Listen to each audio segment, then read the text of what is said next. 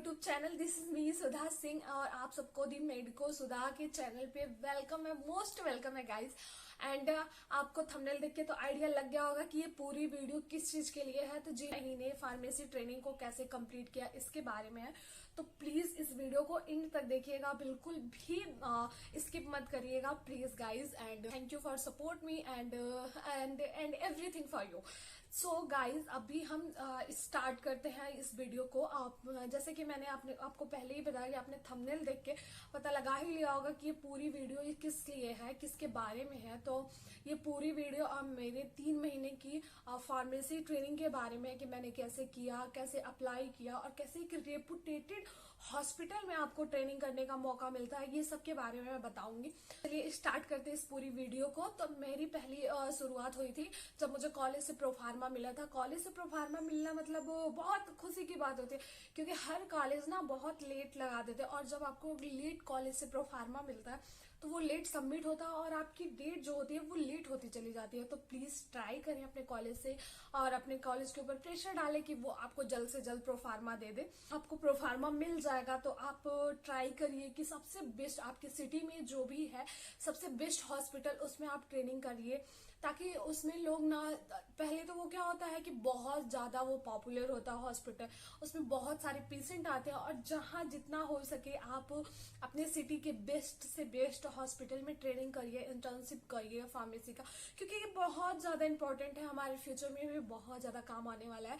Basically तब काम आने वाला है जब आपको जॉब के लिए जाएंगे कहीं, तो आपको पूछेगा कि आपने 3 महीने के इंटरव्यू में किया क्या है, तो आपको एक्सप्लेन करना पड़ेगा कि मैंने ये चीजें किया है। तो मैं आपको पहले ही एक्सप्लेन करके बता दे रही हूँ, तो प्लीज घबराइएगा नहीं। जैसे कि रॉकेट साइंस नहीं है कुछ भी कि आपको नहीं मिला है, कोई बहुत बड़ी हॉस्पिटल नहीं मिली है, कोई रेपुटेटेड हॉस्पिटल नहीं मिली है, तो आप कैसे करोगे लेकिन आप मेन फोकस करेंगे अपने प्रोफार्मा पे कि वो आपको कब जल्दी देते, क्योंकि सीटें भी बहुत जल्दी भर जाती है। सो मैं बहुत ज्यादा भटक गई हूँ अपने रास्ते से। Start my 3 month training experience in pharmacy. 12 अगस्त को मैंने अपना प्रोफार्मा जमा किया था। देन मैं ज्वाइन की थी 12 सितंबर से। 1 महीने बाद, लिटरली मैंने 1 महीने बहुत वेट किया कि अब मुझे हॉस्पिटल से कॉल आएगा, अब कॉल आएगा, बट कोई रिस्पॉन्स नहीं आया। तो मैं खुद जाके पता किया मैंने कि ऐसा क्यों है। तो एक्चुअली क्या हो जाती है ना, वहाँ पे सीटें फुल हो जाती है, बच्चे बहुत ज्यादा है और सबको रेपुटेटेड हॉस्पिटल ही चाहिए, मतलब जहाँ पे ज्यादा लोग आए और हम ज्यादा पेशेंट की केयर कर पाए, वैसा हॉस्पिटल चाहिए। तो इसलिए सीटें बहुत जल्दी भर जाती हैं। तो मैंने चूज किया था अपने सिटी का बेस्ट से बेस्ट हॉस्पिटल, जो कि बहुत ही अच्छा है। आप सब जानते होंगे, जो लखनऊ में बेसिकली रहता है उसको पता होगा। और सब मुझसे कमेंट में पूछते भी रहते हैं कि आपने किस हॉस्पिटल से अपनी इंटर्नशिप की है। तो आज revealing my internship hospital name. So मैंने डॉक्टर श्याम प्रसाद मुखर्जी हॉस्पिटल से अपनी 3 महीने की ट्रेनिंग को कंप्लीट किया है। बहुत ही अच्छे से मैंने कंप्लीट किया, उन्हें कोई भी शिकायत का मौका नहीं दिया है। हाँ, एक बार मेरे से गलती हो गई, आपको वो आगे स्टोरी में पता चलेगी कि मेरे से क्या गलती हो गई थी 3 महीने के ट्रेनिंग एक्सपीरियंस में। देन बहुत ही अच्छा रेपुटेटेड हॉस्पिटल है वो, और वहां पे ना आपको नंबर ऑफ पेशेंट भी बहुत ज्यादा मिल जाएंगे, जिससे आप उनसे पेशेंट से कैसे कम्युनिकेट करना है अपने आप को, कैसे कम्युनिकेशन, आपकी स्किल कैसी है और आप कितनी जल्दी उन्हें समझ पा रहे हैं, ये सब सीखने का बहुत ज्यादा मौका मिलता है, क्योंकि वहां पे नंबर ऑफ पेशेंट जो है वो बहुत ज्यादा है और डे बाय डे वो इंक्रीज होते रहते हैं। सो आप बहुत अच्छे से वहां पे सीख सकते हैं। और अभी आप कहीं भी सिटी में हो, जरूरी नहीं है कि आप लखनऊ में ही सेट, लेकिन एक चीज आपको बेसिकली याद रखना है कि हाँ, वो गवर्नमेंट हॉस्पिटल हो और बहुत ही अच्छा गवर्नमेंट हॉस्पिटल हो, क्योंकि गवर्नमेंट हॉस्पिटल में अगर आपसे कभी कोई गलती भी हो जाती है ना, तो भी कोई इतना देखने वाला नहीं होता, क्योंकि हम भाई फ्रेशर हैं और हमसे गलती तो होनी है, ये पक्की है कि हमसे गलती होनी। सो गाइज मैंने मेरी 3 महीने की ट्रेनिंग स्टार्ट होती है सितंबर से। अगस्त में मैंने अपने प्रोफार्मा को सबमिट किया और सितंबर से मैंने स्टार्ट किया था अपना ट्रेनिंग, जो भी है इंटर्नशिप आप कह सकते हो, ट्रेनिंग कह सकते हो। तो मुझे ना जब मैं पहले दिन गई, मुझे डेट भी याद है, मैं 12 सितंबर 2023 में पहले दिन गई और मुझे बहुत सारी मतलब दिक्कतें हो रही थी, हेजिटेशन हो रहा था। और पहले तो मुझे कुछ आता नहीं था, एक इंजेक्शन लगाने तक नहीं आता था, कि मस्कुलर इंजेक्शन भी नहीं लगाने आता था। मसल्स पे जो लगती है, हमारी बैक साइड पे मसल पे जो लगती है, वो इंजेक्शन भी मुझे नहीं लगाने आ रहा था। बट और हाँ, आप जब भी हॉस्पिटल में जाएंगे ना, तो आपको ज्ञान देने वाले लोग बहुत मिलेंगे, समझाने वाले कम मिलेंगे, बट ज्ञान देने वाले बहुत मिलेंगे। बेसिकली मैं पहले दिन गई, मेरी ड्यूटी लगी इमरजेंसी में। पहले दिन मेरी ड्यूटी लगी, फर्स्ट डे मेरी ड्यूटी इमरजेंसी में लगी। तो इमरजेंसी में क्या होता है कि जो भी इमरजेंसी वाले पेशेंट होते हैं, वो डायरेक्टली आपके पास आते हैं, और वो पहले डॉक्टर को दिखाएंगे, और डॉक्टर उनको प्रिस्क्राइब करेंगे कि ये इंजेक्शन लगाना है, ऐसी ट्रीटमेंट करनी है।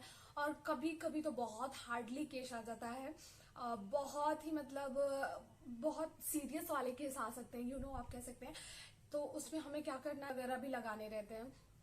तो मैंने टाका लगाना तो नहीं सीखा अभी फिलहाल, बट फर्स्ट डे मैं गई, और इमरजेंसी में घुसते ही मुझे एक लड़की मिली, मैं नाम नहीं लूंगी, मतलब बहुत रूडली वो उसका बिहेवियर था। फर्स्टली मुझे कुछ आता नहीं था, इंजेक्शन लगाने तक नहीं आता था। बताया उसको कि आज मेरा फर्स्ट डे है, और एक्चुअली मुझे इंजेक्शन तक भी लगाने नहीं आता है, तो आप मुझे एक बार दिखा दीजिए, बाकी मैं सीख लूंगी। तो उसने बोला कि अगर तुम्हारा फर्स्ट डे है तो तुम इतने देर से क्या कर रही हो, तुम्हें सीखना चाहिए था, कैसे लोगों को देखना चाहिए। देखना वो अलग चीज है, जब तक आप खुद से नहीं करेंगे वो आपको नई चीजें आ सकती है, नहीं समझ में आ सकता। हाँ, देख तो रहे हैं कि बहुत पहले से, बचपन से देख रहे हैं कि हमें भी बहुत बार इंजेक्शन लगे हैं, बहुत बार सब मतलब बहुत सारे इंजेक्शन लगे हैं, दूसरों को लगते हुए हमने देखा, बट वो चीजें हमें नहीं समझ में आती जब तक हम खुद ना प्रैक्टिस करें उस चीज पे। तो फर्स्टली मेरी इमरजेंसी में ड्यूटी लगी, मैंने धीरे धीरे सब कुछ सीख लिया, इंजेक्शन लगाना सीख लिया, और वीगो लगाना सीख लिया, बॉटल से मतलब ब्लड निकालना सीख लिया, मैंने सब कुछ सीख लिया जितने भी चीजें होते हैं वहाँ पे। और बेसिकली मैंने ड्रेसिंग करना सीख लिया, कि पहले ड्रेसिंग कैसे होती है, क्योंकि मुझे ना वो ड्रेसिंग करने से बहुत घबराहट होती थी। तो मैंने ड्रेसिंग करना मतलब सबसे लास्ट में सीखा इमरजेंसी में। देन मेरी एक वीक तक उसमें इमरजेंसी में ड्यूटी लगी थी। देन उसके बाद मेरी ड्यूटी ट्रांसफर हो गई कि आप जाइए और काउंटर पे संभालिए। काउंटर पे बेसिकली लोग आते हैं मेडिसिन लेने के लिए, जो भी डॉक्टर प्रिस्क्राइब किए रहते हैं मेडिसिन को, उसको लोग लेने आते हैं काउंटर पे, मेडिसिन काउंटर पे मेरी ड्यूटी लग गई। देन मैं वहाँ मेरी इमरजेंसी से ड्यूटी खत्म होके काउंटर पे पोस्टिंग हो गई। देन मेरी ड्यूटी काउंटर पे लगी। तो पहले दिन जब मेरी काउंटर पे पोस्टिंग थी, तो वहाँ पे 2 मैम थे और एक सर थे। दोनों मैम का बिहेवियर बहुत ज्यादा अच्छा था, वो एक्चुअली बहुत ज्यादा आपको सपोर्टिव थे। मतलब जो भी नए बच्चे आते थे ना, उनको बहुत ज्यादा सपोर्ट करते थे, बहुत प्यार करती थी मैम लोग, मतलब बहुत ज्यादा अच्छे थे। और सर भी ना बहुत मजाकिया टाइप के थे, तो हमेशा बच्चों को हंसाते रहते थे, कोई भी स्ट्रेस नहीं लेने का। देन मेरी फर्स्ट डे पोस्टिंग थी, और हमें इमरजेंसी में तो बिल्कुल भी टाइम नहीं मिलता था बाहर जाने के लिए, आने के लिए, क्योंकि आप जाएंगे जैसे ही वैसे ही आपका एक नया पेशेंट आ जाएगा, तो आपको कहीं जाने का मौका नहीं मिलता था। देन काउंटर पोस्टिंग पे थे। काउंटर पोस्टिंग में हम गए, तो पहले दिन मुझे कुछ समझ नहीं आएगा, एक लिस्ट पकड़ा दी गई मुझे कि ये मेडिसिन है और आप देख लो, और इस काउंटर पे ये मेडिसिन रहते हैं। जैसे कि हर एक काउंटर होता है, जैसे 60+ का काउंटर, पेडियाट्रिक काउंटर और नॉर्मल काउंटर होता है, और जहाँ पे VIP काउंटर होता है। 3-4 तरीके के ऐसे काउंटर होते हैं और नंबर लगे रहते हैं। तो मेरी पोस्टिंग जो थी वो VIP काउंटर पे थी, काउंटर नंबर 2 और 4 पे थी। मतलब एक ऐसे चैम्बर रहेगा, वहाँ पे एक इस साइड में काउंटर बने रहेंगे एंड एक इस साइड में काउंटर बनेंगे, तो 2-4 करके एक ही में रहता है वो। मेरे हॉस्पिटल में ऐसा था, अब आप जहाँ पे कर रहे होंगे मैं वहाँ का रिलेट नहीं कर पा रही, बट मेरे हॉस्पिटल में ऐसा था। तो मैं कभी 2 पे भी बैठती थी और कभी 4 पे भी बैठती थी। तो बेसिकली 2 जो थी वो VIP काउंटर थी, तो वहाँ पे VIP लोग आते थे, जैसे कि पुलिस हो गया, पत्रकार हो गया, और मतलब कई अगर अपर पोस्ट पे लोग हैं तो वो लोग आते थे, और नॉर्मल पीपल भी आते थे, नॉर्मल लोग भी आते थे, क्योंकि वो VIP था। बट एवरी टाइम तो हर कोई VIP होता नहीं है। अगर आपके हॉस्पिटल में 60 से 100 पेशेंट आ रहे हैं, तो उसमें से मैक्सिमम आपको 10 लोग VIP मिलेंगे, बाकी 90% तो आपको वही नॉर्मल पीपल मिलेंगे, जिनको हॉस्पिटल में अच्छे से सुविधाएं मिल रही हैं, वो लोग दिखाने आते हैं। देन मेरी VIP काउंटर पे ड्यूटी लग गई थी। मैं बहुत ज्यादा हैप्पी थी, क्योंकि मैंने फार्मेसी किया, तो मुझे मेडिसिन के बारे में जान के, उनकी नॉलेज को जान के बहुत ज्यादा मजा आता था। बहुत ही सही लगता था कि मतलब मेडिसिन के बारे में मैं जानूं, और क्योंकि मैंने फार्मेसी की है, तो वो भी D.Pharm किया है, तो मेडिसिन क्या ही किया है, तो मेडिसिन के बारे में जान के मुझे बहुत ज्यादा अच्छा लगता था। देन मेरी पहले दिन काउंटर पे पोस्टिंग थी, और बहुत ही मतलब मुझे बहुत ही मजा आ रहा था। मेडिसिन की लिस्ट दे दी थी, जो कि मुझे वो देखनी थी, याद करनी थी, और कौन कौन सी मेडिसिन है ए टू बी, मतलब ए टू ई कह सकते हैं ये वाली चैम्बर में। एक चैम्बर में ए टू ई का मेडिसिन रख गया, देन अदर चैम्बर में अदर मेडिसिन रख गया, और over the counter OTC medicine जो थे वो किसी और चैम्बर में रखे गए, किसी और अलमीरा में रखे गए। तो वो सब मुझे याद करना था, क्योंकि आप एक काउंटर आपको मिल गया तो आपको सेट करना है। और काउंटर में ना एक छोटा सा बॉक्स होता था, उसमें छोटे छोटे बॉक्स होते थे, बॉक्स के अंदर छोटे छोटे चैम्बर कह सकते हैं आप, छोटे छोटे बॉक्स होते थे। तो उसमें लिखा रहता था ऊपर, उसमें नेमिंग लिखी रहती थी कि यहाँ पैरासीटामोल लिखे हैं, यहाँ पे बी कॉम्प्लेक्स, यहाँ पे न्यूरोफ्लॉक्सिन, फ्लॉक्सासिन, फोलिक एसिड, जिंक, मतलब ऐसे सब कुछ वहाँ पे लिखा रहता था कि आपको उसमें फिल करना है। तो मैं सुबह, हमारी 8 से 2 ड्यूटी रहती थी, मैं सुबह जाती थी 8-10 तक वहाँ पहुँच जाती थी, क्योंकि वहाँ की मैम लोग ना लेट आने पे गुस्सा करते थे। अदरवाइज उनका नेचर और बिहेवियर बहुत ज़्यादा अच्छा था, बट अगर आप नहीं आ रहे हो और उनको इन्फॉर्म नहीं कर रहे हो तो वो गुस्सा होती थी। और लेट आ रहे हो तो थोड़ा लेट चलता था, बट ज़्यादा लेट नहीं। तो मैं टाइमली पहुँच जाती थी। देन 8-10 पे मैं हॉस्पिटल पहुंच जाती थी। कभी कभी सफाई भी नहीं हुई, कभी गेट का लॉक भी नहीं खुला, तभी मैं पहुंच जाती थी। मैं बहुत पंचुअल लड़की हूँ, और मैंने बताया था कि मैं कॉलेज में पंचुअल नहीं थी, बट मैं हॉस्पिटल ट्रेनिंग में बहुत ज़्यादा पंचुअल थी। जब तक मेरी ट्रेनिंग थी बहुत पंचुअल थी, मैं टाइमली पहुंच जाती थी। आपको वहाँ पे जाके क्या करना है कि जो बॉक्स हैं, जो दवा के बॉक्स हैं, छोटे छोटे चैम्बर हैं, उनको अलमीरा में से दवा निकाल के उस चैम्बर में फिल करने रहते थे, ताकि जो भी पेशेंट आए उनको हम आसानी से दे सकें। और तो उसके बाद मॉर्निंग में गीस आ रहा है, तो उसमें भी हमारे आधे घंटे आराम से लग जाते थे उसको चैम्बर को फिल करने में, दवा को काट काट के रखने में। कई दवा को हम मतलब अगर 10 टैबलेट है एक वो में 10 टैबलेट है, तो हम 10 का टैबलेट उसको दे नहीं सकते, तो उसको कैंची से काट काट के हम लोग इकट्ठा करके उसमें उसको स्टोर करके रखते थे। और जो भी पेशेंट आते थे हम उन्हें 1 या 2 मेडिसिन जितना उनका रिक्वायर्ड होता था उनको उतना हम लोग देते थे उनको। तो बेसिकली काउंटर पे बस यही था। उसके बाद हमें काउंटर पे मतलब बहुत सारे फ्रेंड मिले मेरे, और उसके बाद काउंटर पे दवा ववा कर लिखने के बाद मतलब दवा के बारे में आपको सारी नॉलेज हो गई, कौन सी दवा किसके लिए यूज होती है और कब यूज होती है, कब देनी है कब नहीं देनी है। तो इस सब के बारे में भी बहुत ज़्यादा नॉलेज हुई काउंटर से। और काउंटर पे बेसिकली बहुत ज़्यादा मज़ा आता था, क्योंकि वो लोग जो पेशेंट आते थे ना, कभी कभी एक पैरासीटामोल के पत्ते के लिए वो मतलब बहुत ज़्यादा आपको वो करते थे, बधाई दुआएं देते थे कि प्लीज़ एक पैरासीटामोल दे दीजिए, एक पैरासीटामोल दे दीजिए। लेकिन जो मैम लोग थे वो लोग गुस्सा करती थी कि अगर पेशेंट ने खा लिया, कुछ हो गया उसको, तो दिक्कत हो जाएगी। बट मैं क्या करती थी ना, चोरी चोरी से पेशेंट अगर मांग रहा है पैरासीटामोल, तो उससे पूछ लेती थी कि आप पैरासीटामोल क्यों खाएंगे। तो बोलता था दर्द है, बुखार है, ये है वो है, तो मैं उसको एसिलोफेनेक या फिर पैरासीटामोल उसको दे देती थी, क्योंकि मतलब उनको ना देख के बहुत ज़्यादा अच्छा। और फिर वो बाद में आपको बहुत सारी ब्लेसिंग देके जाते, तो मुझे अच्छा लगता था। मैं मैम से चोरी चोरी करके, अगर मैम को बिना बताए मैं वो सारी चीज़ें पेशेंट को दे देती थी। मुझे भी बहुत ज़्यादा डर लगता था, क्योंकि अगर मैम ने देख लिया तो क्या होगा, मुझे डांट पड़ेगी। एंड मतलब बहुत सारे क्वेश्चन दिमाग में थे, बट चोरी चोरी क्यों ना पेशेंट को दे, क्योंकि वो आपको इतना, वो आपके आगे रोने लगते थे, मेरे सामने रोने लगे तो फिर मेरा दिल मतलब ऐसे पिघल जाता है कि कोई रोए ना। और वो मतलब पेशेंट एक पैरासीटामोल के लिए, कभी कभी एक खांसी के सिरप के लिए, और कभी कभी जो और अदर चीज़ें हैं, जैसे कि कोई ट्यूब हो गया, कोई फंगस वाला ट्यूब हो गया, कोई जलने का ट्यूब हो गया, तो इस सब चीज़ों के लिए वो बहुत ज़्यादा रिक्वेस्ट करते थे मेरे से, तो मैं दे देती थी। देन ये सब काउंटर पोस्टिंग पे मुझे बहुत मज़ा आया, बहुत सारे फ्रेंड मिले। एक लिस्ट आपके पास आती है, आपको एक ग्रुप में ऐड कर दिया जाता है कि ये इंटर्नशिप वाले बच्चे हैं, इंटर्न बच्चे हैं, और एक लिस्ट आता है, उसमें मेरा नाम लिखा था कि आपकी ये पोस्टिंग हटा के काउंटर से, मतलब हटाया नहीं, बेसिकली लिखा था ये कि आपकी पोस्टिंग जो है अब ICCU में लग गई है, और ठीक है इतने डेट से आपको वहाँ पे ICCU में ड्यूटी करने जाना पड़ेगा। देन मेरी लिस्ट देख के मुझे पता चल गया था कि मेरी ड्यूटी यहाँ से हटने वाली है और ICCU में शिफ्ट होने वाली है। तो मैं एक्साइटेड हो गई कि अब मुझे यहाँ से हटा के, और मतलब वहाँ पे भी कुछ सीखने को मिलेगा, वहाँ पे तो ज़्यादा चीज़ें सीखने को मिलेगी। देन मेरा लास्ट का 2-3 दिन ड्यूटी मेरी काउंटर पे बची थी।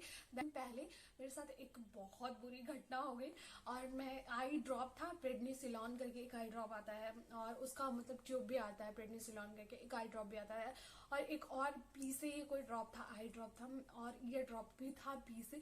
तो मुझे ना इतना आइडिया नहीं था कि मैं बस जल्दी जल्दी में, क्योंकि बहुत सारे भीड़ लग जाते थे काउंटर पे, वो मैडम आई और उन्होंने अपना प्रिस्क्रिप्शन दिया और एक छोटी सी पर्ची मिलती है बेसिकली वो दिया, और मैं जो है उनको पी से कोई और दवा देनी थी और मैंने उनको आई की जगह ईयर का ड्रॉप दे दिया था, प्रेडनिसिलॉन ईयर ड्रॉप। मैं बहुत ज़्यादा उस दिन परेशान हो गई कि अब क्या होगा, मैं गलती से उनको दे दी, फिर मुझे याद भी नहीं रहा कि अब क्या होगा। देन एक दिन क्या हुआ कि एक मैडम आई और अपना प्रिस्क्रिप्शन लेके आई। उनको आइज की प्रॉब्लम थी, उनको आइज की सारी दवा चाहिए थी, बस उसमें एक दवा थी जो ईयर की थी।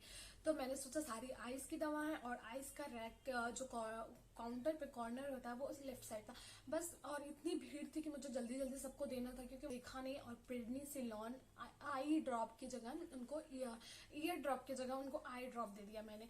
और वो उसमें पी से ही था, कोई ईयर का ड्रॉप था, मुझे याद नहीं आ रहा, लेकिन मैंने आई ड्रॉप दे दिया। अब वो मतलब अब जो है वो लेके तो चली गए। फिर उन्होंने पता नहीं क्या उनके मन में आया, और उन्होंने ना मुझे जस्ट नहीं बोले थे, मुझे पहले से पता था। तो आपको पहले से पता था, बच्चे हैं हम भी, हमसे गलती हो जाती है, आपको तुरंत बताना चाहिए था कि ये आपसे गलती हुई है और ये दवा नहीं है मेरी, आप दूसरी दवा दे दी है। बट उन्होंने कुछ नहीं बताया कि ये दवा नहीं है, और फिर वो लेके चली गई। तो वो डॉक्टर को दिखाया, डॉक्टर बोला कि आपको गलत दवा मिली है। देन वो फिर मेरे सर को, मेरे काउंटर पे आए और मेरे सर से वो बात करने लगे कि आपने ये गलत दवा दी है। तो फिर उस लेडी ने बताया कि कौन ये लड़की आपको दवा दी, मतलब मेरे ऊपर इल्जाम लगाया कि ये लड़की दवा दी। मैं रियलाइज किया अपनी लाइफ में कि आप भले से ही किसी की भी मदद कर दो, और लेकिन अगर आपसे कभी गलती हो जाती है ना तो लोग आपको बहुत सुनाते हैं। और मैंने मैम और सर के लिए बहुत कुछ किया है, और मतलब बहुत उनकी रिस्पेक्ट किया है। सारी लड़कियां उनको पीठ पीछे गाली भी देती थी क्योंकि वो बहुत थोड़ी स्ट्रिक्ट भी थी, लेकिन उनका नेचर और बिहेवियर बहुत ज़्यादा अच्छा था। लेकिन उस दिन सर ने मुझे थोड़ा सा उनके सामने डांटा, बट उन्होंने कहा कोई बात नहीं बेटा, गलती हो जाती है। और फिर मैम लोगों ने भी मुझे थोड़ा बहुत डांटा। और फिर मेरा लास्ट डे भी था। देन मेरा लास्ट डे भी था, 2-3 दिन बाद मुझे जाना भी था आईसीसीयू में। तो मैंने एक चीज़ रियलाइज़ किया कि अगर आपसे गलती हो जाती है ना तो बहुत ज़्यादा शर्मिंदगी फील होता है उस टाइम पे। बट मुझे बहुत ज़्यादा रोना आ रहा था उस टाइम पे, क्योंकि वो मुझे लिटरली वो जो लेडी थी, वो जो दवा लेने आई थी लेडी थी, वो मुझे बहुत ज़्यादा सुनाया कि तुमको देख के देना चाहिए एंड ऑल, बहुत कुछ उसने सुनाया। बट मुझे लिटरली बहुत ज़्यादा रोना आ रहा है अभी भी, सुन के बहुत ज़्यादा रोना आ रहा है। और मेरे से गलती वो ना रियलिटी में नहीं हुई थी, बहुत मैं क्या बताऊँ, गलती में हो गई, जल्दबाजी में, इतनी बड़ी गलती हो गई। वरना मैंने कभी किसी को गलत दवा नहीं दिया। देन कोई बात नहीं। मैं भी फ्रेशर थी, मुझे नहीं कोई आइडिया था। उसके बाद मेरी ड्यूटी 2-3 दिन मैंने वहाँ पे किया काउंटर पे। उसके बाद मेरी ड्यूटी चेंज हो गई आईसीसीयू में। आईसीसीयू आप सुने होंगे आईसीयू, बट मैं बोल रही हूँ आईसीसीयू। आईसीसीयू क्या होता है वो आपको समझना है। आईसीसीयू क्या होता है, आईसीयू पहले जान लीजिए। आईसीयू क्या होता है, इंटेंसिव केयर यूनिट होता है आईसीयू। वहाँ पे हर टाइप के पेशेंट रखे जाते हैं। और आईसीसीयू क्या होता है, इंटेंसिव कोरोनरी केयर यूनिट होता है, लेकिन आप उसको कह सकते हैं इंटेंसिव कार्डिक केयर यूनिट भी कह सकते हैं। बहुत ज्यादा मतलब बहुत अच्छा था वो। वहां से मेरी लाइफ में मतलब बहुत अच्छे अच्छे चीजें होने लगी, और मुझे सब कुछ अब आइडिया हो गया था कि कैसे क्या करना है। और मतलब बहुत सारे आइडियाज मेरे दिमाग में चलते रहते, खुरापात। और मेरी ना बहुत सारे मैम और सर से फ्रेंडशिप भी हुई है। जो लोग मुझे जानते हैं वो बहुत ज्यादा, मतलब मैंने ना कभी किसी के बारे में कुछ गलत नहीं कहा। और जितना मेरा काम था उतना मैं करती थी कि हाँ, अगर मेरी ड्यूटी यहाँ पे लग गई ईसीजी करने के लिए तो मैं ईसीजी करती थी। बाकी कहीं उस टाइम पे मैं जाती भी नहीं थी। हमको लंच ब्रेक मिलता था हमारा 12 की और 12:30 तक, 12 से 12:30 तक हमारा लंच ब्रेक होता था। मैं उतने में ही घूमती थी, उतने में ही बाहर जाके कुछ खा लेती थी कि 8 बजे निकलना ठंडक में बहुत ज़्यादा इम्पॉसिबल होता था। तो मैं कुछ बना नहीं पाती थी, बट चाय और ब्रेड खा के चली जाती। आपने मिनी ब्लॉग मेरे सारे देखा होगा। तो बेसिकली अब मेरी ड्यूटी पोस्टिंग जो हो गई थी आईसीसीयू में हो गई थी। आईसीसीयू में क्या होता है, जो भी आपके कार्डिक वाले पेशेंट रहते हैं वो सारे इकट्ठा होते हैं। और इकट्ठा होने का मतलब यह है कि वहाँ पे वो सारे पेशेंट जो होते हैं एडमिट होते हैं। सिर्फ आईसीसीयू में बेसिकली वो कार्डियक वाले ही पेशेंट एडमिट होते हैं। और मैंने ना बहुत सारे लोगों को अपनी आंखों के सामने डेथ होते हुए देखा। तो मुझे बहुत ज़्यादा आईसीसीयू में बहुत काम करने से डर लगता था, इसलिए मैं हमेशा ईसीजी की तरफ भागती थी। ईसीजी एक ऐसा प्रोसेस है जिसमें आपको हार्ट रेट के बारे में जानते हैं कि हार्ट रेट कैसे मतलब अप एंड डाउन कर रहा है, क्या हो रहा है क्या नहीं हो रहा। उसमें V1 V2 V3 V4 V5 और VL वगैरह रहते थे। आप जब करेंगे ना आपको आइडिया होगा, तो आप समझ गए होंगे कि ईसीजी कैसे करना। हाँ, शॉर्ट वीडियो है, मैंने उसमें बताया कि ईसीजी कैसे करना है कैसे नहीं करना है, तो प्लीज आप जाके वहां से देख सकते हैं। एंड उसके बाद मुझे ईसीजी करना था और वहाँ पे ना मैंने एक दिन मैं गई, मेरी पोस्टिंग आईसीयू में लगी थी। वहाँ पे जो भी कार्डिक वाले मेडिसिन हैं जैसे कि डेक्सामेथासोन, टीसीएम, ये सब भी चीजें पेशेंट को लगती हैं बेसिकली, और एल्प्रॉक्स हो गया, लेक्सिस हो गई, ये आईसीयू में आपका जो भी ब्लड प्रेशर जिन भी पेशेंट का बहुत ज्यादा हाई हो जाता है उनको जल्दी से एडमिट किया जाता है, क्योंकि कैजुअलिटी में भी उनको, कैजुअलिटी मीन्स इमरजेंसी, कैजुअलिटी में भी एडमिट की जाती है, तो वो लोग उतनी तेजी से काम नहीं कर पाते हैं।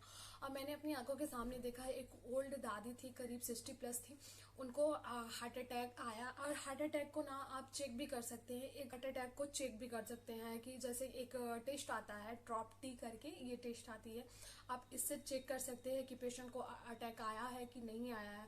देन वो दादी थी, 60+ थी दादी, और उनको अटैक आ चुका था। मैंने उनको, एक किट होती है ट्रॉप-टी, उसमें मैंने उनका ब्लड लेके चेक किया, तो उनको दिखाया, पॉजिटिव रिजल्ट आया, और मुझे पता चला कि उनको अटैक आ चुका था। और वो बहुत ज़्यादा नॉर्मल थी, ऐसे टिक लगा के, जो भी चेयर होता है वहाँ पे टिक लगा के वो खड़ी थी, उनको कोई आइडिया नहीं थी कि उनको अटैक आ चुका। बस हाँ, उनको उन्होंने बोला कि मेरे सीने में पेन हो रहा है। देन और उसके बाद उनको एडमिट किया गया, तुरंत एडमिट किया गया। देन वो मतलब बहुत जल्दी रिकवर कर गई, क्योंकि उनको वो बहुत ज़्यादा खुश रहते थे ना। तो प्लीज़ आप भी बहुत ज़्यादा स्ट्रेस लेने की ज़रूरत नहीं है। और मतलब मैं जो भी अटैक वाले जिनका भी हार्ट रेट ज़्यादा रहता है, बीपी हाई रहती है, वो प्लीज़ स्ट्रेस ना लें। अपने घर में भी लोगों को समझाएं कि बिल्कुल स्ट्रेस उनको ना दें। आपके भी घर में अगर लोग होते होंगे ना, तो प्लीज़ उनको बिल्कुल स्ट्रेस मत दीजिए, क्योंकि बहुत मैंने देखा है कि लोग, बहुत यंग लोग ना अपने आप को, अपनी फैमिली को छोड़ के चले जाते हैं। मैंने हॉस्पिटल में बहुत सारी चीज़ें देखी। लगा आईसीसीयू में मेरी ड्यूटी लगी। आईसीसीयू में लगने के बाद मैंने सब कुछ देखा कि ब्लड प्रेशर हाई होने पे कौन सी मेडिसिन दी जाती है, लेक्सिस वगैरह लगाया, और वीगो वगैरह। वीगो तो बहुत चढ़ाने को मिलेगा आपको, वीगो में वीगो लगाने को मिला, बॉटल लगाने को मिला, आरियल वगैरह जो भी है, नॉर्मल सेलाइन वाटर, ये सारे लगाने को मिले। और कभी कभी जो होता था, जो भी वीआईपी पेशेंट आते थे, तो उनके लिए अलग अलग चैम्बर बने रहते थे, क्योंकि उनको, और बेसिकली क्या होता है ना, आईसीसीयू में जो होता है, इन्फेक्शन होने के चांसेस बहुत ज़्यादा रहते हैं, तो वहाँ पे हर किसी को अलाउ नहीं किया जा सकता, क्योंकि वो पेशेंट के साथ उनका एक मेंबर ही अलाउ होता है आईसीसीयू में। देन बहुत सारी चीज़ें मुझे सीखने को मिली, बहुत सारे अच्छे लोग मिले आईसीसीयू में। और आईसीसीयू की जो भी नर्सेस मैम थी, जो सीनियर नर्सेस थे, वो भी बहुत ज़्यादा अच्छे थे, और कुछ तो बहुत ज़्यादा खड़ूस भी थे। लेकिन जो लोग अच्छे होते हैं ना, उनका बिहेवियर, नेचर, सारा चीज़ अच्छा होता है, और वो उनके बात करने का तरीका भी मुझे बहुत सारा पसंद। मुझे वहाँ पे एक मैम थी, आभा मैम करके, वो बहुत ज़्यादा अच्छी लगती है। मतलब उनका बिहेवियर, बच्चों से बात करने का तरीका, हमेशा आपको बेटा बेटा कह के काम करवाती थी। और अगर हम लोग ना जाए ना, तो हॉस्पिटल, गवर्नमेंट हॉस्पिटल की हालत इतनी ख़राब है कि जो भी नर्सेज है, डॉक्टर है, वो काम पे नहीं करना चाहते हैं। तो अगर बच्चे ना रहे तो कोई काम नहीं हो सकता उनका। सो गाइज, आई होप कि आपको ये वीडियो बहुत ज़्यादा हेल्पफुल रही होगी, बहुत ज़्यादा पसंद आई होगी। अगर पसंद आई होगी और आपके लिए हेल्पफुल रही होगी, तो प्लीज़ मेरे वीडियो को लाइक कर दीजिएगा, चैनल को सब्सक्राइब कर दीजिएगा। मिलते हैं नेक्स्ट किसी बड़े से। Thank you for watching guys, love you a lot, and please support me. And guys, अगर आप मेरे चैनल पे नए होंगे तो चैनल को सब्सक्राइब करिएगा, और मैं ऐसे ही मेरे साथ बने रहिएगा, मुझे सपोर्ट करिए। मैं और भी इंटरेस्टिंग वीडियो अपने इस चैनल पे लाने वाले हो, तो उस सबको देखने के लिए, उस सारी वीडियो को देखने के लिए आप मेरे चैनल को फटाक से सब्सक्राइब कर लीजिए। मिलते हैं नेक्स्ट बड़े से ब्लॉग में। Okay, bye. And guys, thank you so much guys, thank you so much, and thanks for watching guys. Bye bye, bye bye.